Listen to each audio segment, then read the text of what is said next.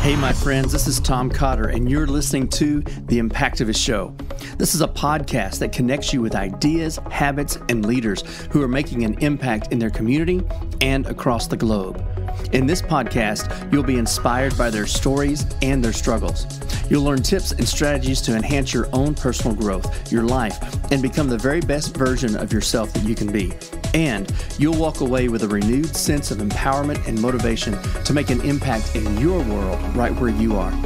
So welcome to The Impactivist Show, where inspiration and ideas collide. Thanks for being here.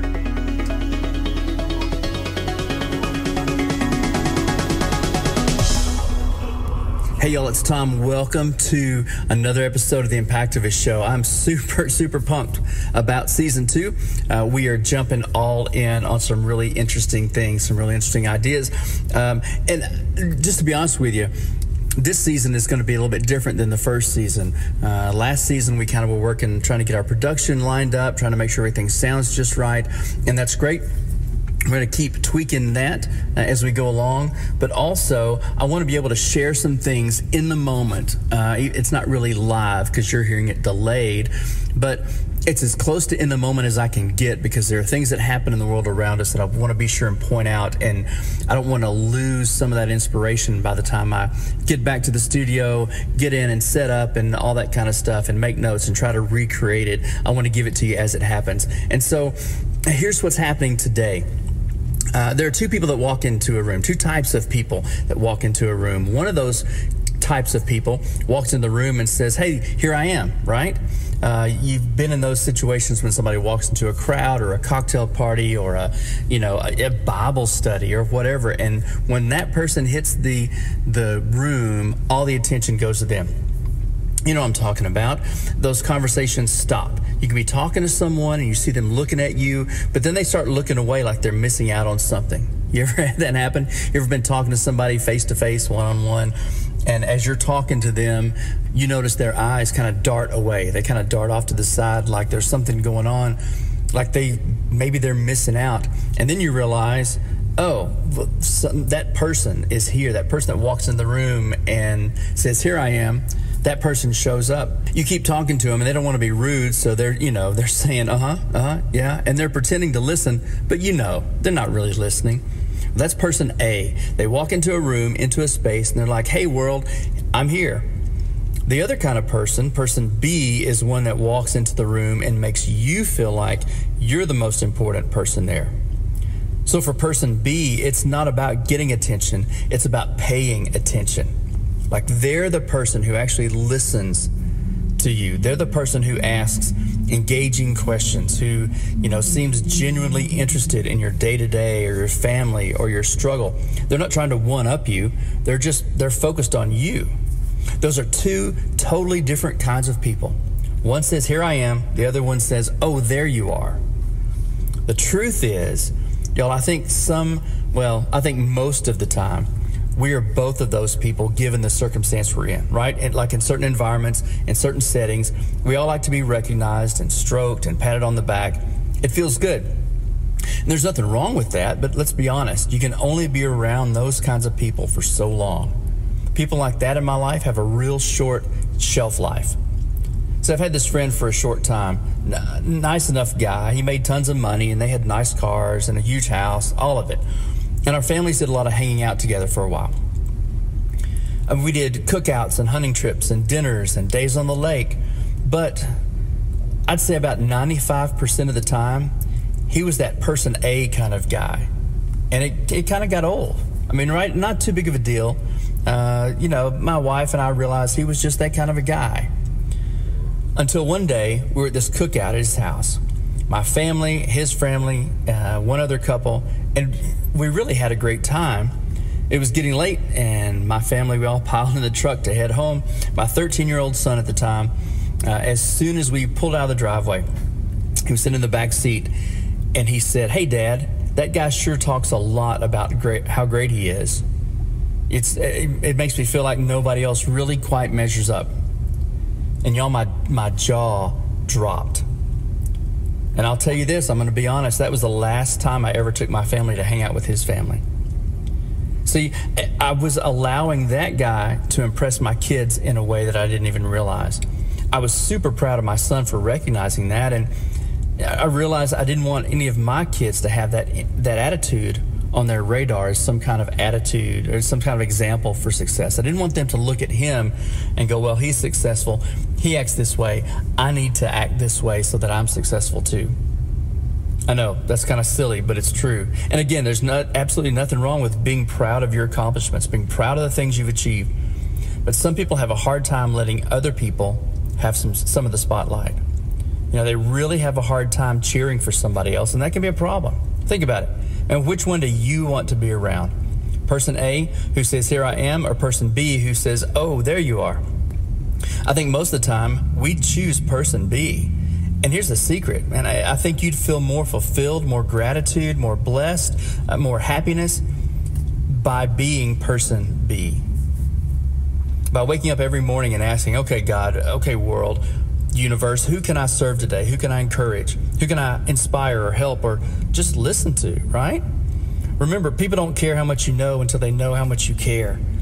And by striving to be person B more often than person A, I believe blessings and the good things always come back to you multiplied. It's like the karma of that formula is real. You can't outgive the universe, right? You can't outgive God. So this afternoon, I was at a business lunch with some friends, and we sat at the table. This place was packed, middle of lunch hour rush. And as soon as we sat down, this waiter came over to us, and I was blown away. Hey y'all, it's Tom. Listen, I'm jumping in here real quick to tell you that one of the things I'm super passionate about is feeding hungry children who don't have enough to eat this weekend. It's such a big deal. My wife and I started a nonprofit charity called Backpack Friends, where we're feeding thousands of children who otherwise would be going without food while they're not at school. And it's right here in the U.S. We're working hard to make an impact in the lives and communities of those who need it most, and I would love for you to join us in that project. Just go to backpackfriends.com, and for as little as $10 a month, you can be a hero to a hungry child. See, leadership isn't about being in charge. It's about caring for those in your charge. Go to backpackfriends.com to find out how you can be a hero to a child, or just text the number 10 to 512-856-6580 to get started. But now, let's get back to the show. So as soon as we sat down, man, this waiter came over and he said, hey, my name's so-and-so. Welcome to blah, blah, blah. I'm so glad you're at my table. Welcome to table 4. And he laughed. And it was so funny because we all just kind of laughed. And he said, seriously, my name is Matthew. I'll be your waiter today. What can I get started for you, right? And so for the next hour and a half, man, this guy named Matthew busted his butt for us. Like, it was like we were the only ones in the restaurant, you know, the only table there. And I watched him. Like, he was juggling probably a dozen or more tables, getting drinks, making sure the food was right. He just did an outstanding job. And at the end of our meal, we gave him a pretty huge tip, pretty substantial. And I told him before we left, I was super impressed. Man, I just said, man, I'm super impressed by your hustle, your work ethic, your personality. You were a delight to be around. And I told him, I said, if I was a restaurant owner of another place, I would hire him away from this place in a heartbeat. And his response, he just said, oh, well, you know, thank you. I'm just kind of doing my job. You know, after all, you were table 4. And he kind of laughed. That guy, Matthew, as I left the restaurant today, I'm thinking he is person B, like all the way. He didn't have control over the food. He didn't cook it. He didn't have control over the prices on the menu. I mean, you know, he's not the owner. But what he did have, what I've started calling this table 4 attitude, it's the attitude that I'm going to give you all my attention, all my resources, all my energy I'm going to give to you while you're here. I'm going to treat you like you are the most important person in this moment, because you are, right? So welcome to table 4. I mean, totally person B. And it really made an impression on me today. And I can promise you, like, if I want someone as a friend, as an employee, as a team member, just someone in our Impactivist tribe, and that's the guy I want next to me. That's the woman I want next to me, is someone like that brings out the best in me. I mean, so we've got a choice, right? We can be the person that walks in the room and says, here I am, or we can be the person that walks in the room and says, oh, there you are. So which one are you going to be this week, man? Are you going to be here I am, or are you going to be, oh, there you are? You get to decide. You get to we all get to choose. So if you're listening to this, I can probably guess which one you're going to be this week. I mean, I can probably guess that's who you are as our Impactivist audience. Not that you're perfect. None of us are. But you guys are the kind of people that I want to be with. You are my table 4 kind of people. So I want to encourage you to take that table 4 attitude, man. Get out there this week. Get out there today and cultivate that. Be the kind of person that shows up in a room, and instead of being, oh, here I am, be the person that says, oh, there you are. I mean, that's table 4, and that's part of our tribe. Listen, thanks for listening, guys. Love you. I'll see you soon. Be safe. Hey y'all, I hope you enjoyed this segment. If you did, will you do me a favor? Could you hit the subscribe button? Could you share this episode with someone who would be encouraged to hear it? Maybe they just need a little boost right now and you could encourage them.